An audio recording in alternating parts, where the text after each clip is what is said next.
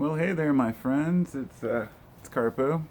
It's Saturday, the 25th or 6th of September, 2020 here, and this morning it's a nice, beautiful Saturday morning. A little overcast and rainy, but beautiful nonetheless because I'm alive and I exist, and I have a place to lay my head and a family who loves me, and those things are more than enough to feel grateful.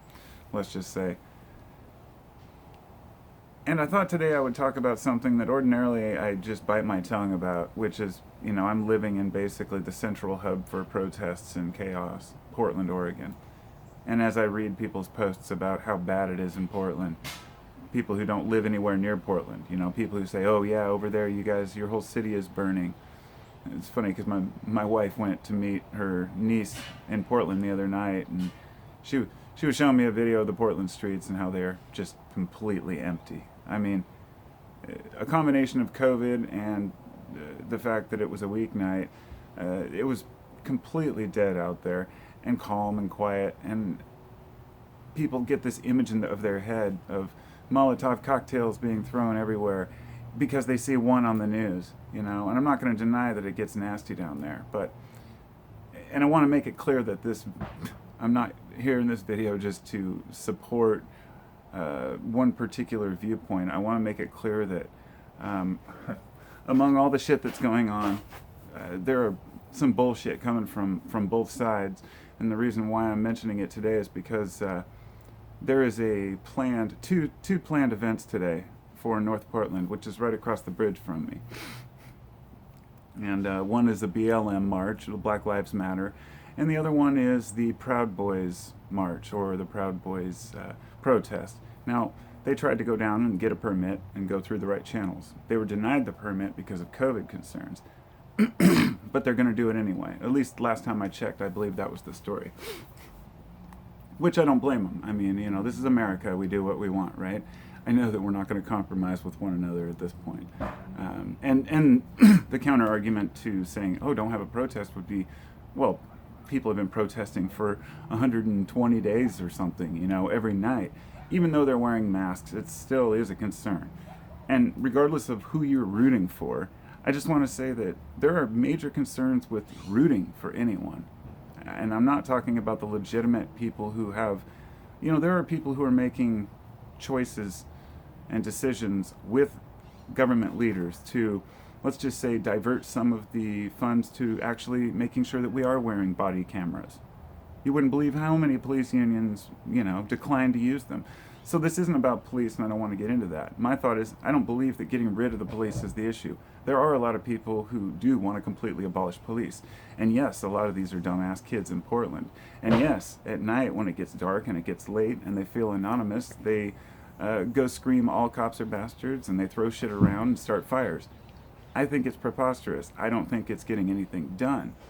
I'm not saying violent protest isn't ever necessary. I'm saying that when you don't have a clear direction of what you want and what you're demanding as individuals or as a group, nothing's going to get accomplished. It's just like Occupy Wall Street. It became a joke. The premise behind it was legitimate. Wall Street has, it represents this, greed from all these corporations that have been consolidating wealth over the past, centuries.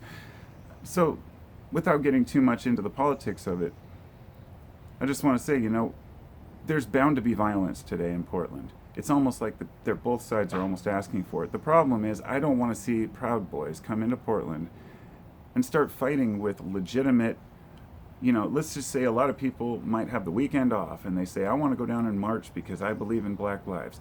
They're not all the kind of people who are going to start fires or hurt cops or even want to eliminate cops. I've seen a lot of great conversations with police over how can we get past this, and because it's not just cops, it's a bigger issue. Society has a lot of problems right now, and our nation specifically has a lot of problems to work out. So the whole idea that we can, when people are fighting and there's no clear path to resolution or nothing that we can agree on, which is our main, what we're looking for, asking for, then it becomes ridiculous. And the same thing, with these Proud Boys. I mean, I can't help but just look at them with just like, it's facepalm. To get in the group, you are basically It's ridiculous. You get your ass kicked by the group while you recite 5 types of breakfast cereal. But before that, you say, I I'm a chauvinist, and they've got this kind of women in the kitchen, roles in the kitchen, the housewife mentality, a lot of people, and this isn't everyone, but let's just say they deny having anything to do with racism. But the founder, the guy was like, you just read the quotes yourself of the things that he said. I get it. White nationalism is, a lot of people really believe that we're ever going to get to the point where we can have just a white nation. It's a preposterous notion, and one that isn't going to go anywhere. So on one side, we have people who are just reacting to the fact that these protests relate to black lives. Now, if these protests were related to something else, they might actually join in.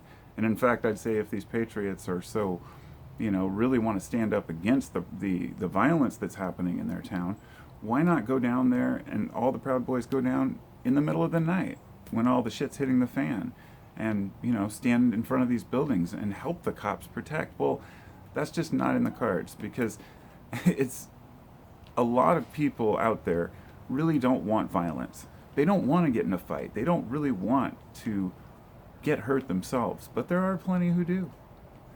But out of the ones who don't, people will do anything when they feel like they're doing it for the right reasons. These groups that form, and I'd like to say the Proud Boys and the one up here, which is, I believe, Patriot Prayer in Vancouver here. These groups, I'm sure there are nice guys in the groups. That's the thing. I'm not opposed to individuals, but I am opposed to anybody who stands for this idea that violence is some answer towards an end. I agree with a lot of their viewpoints, because I read the Proud Boys website. I wanted to know what these guys were about, because I'm not a reactionary. I don't just say these guys suck because they're standing there on the other side opposing, racism or something like that. I have to know what they actually state and what their mission statement is. And when chauvinism is a statement of yours, I don't really know if that's even conducive to the modern world we live in or not. But let's just say I'm an observer. From my side, I tend to side with legitimate protesters who have a grievance with the way the government is run or the police are run. I've had my issues with cops too, but I do not side with the people who light their own buildings on fire. Do I think that federal buildings are maybe an exception if it's set making a point?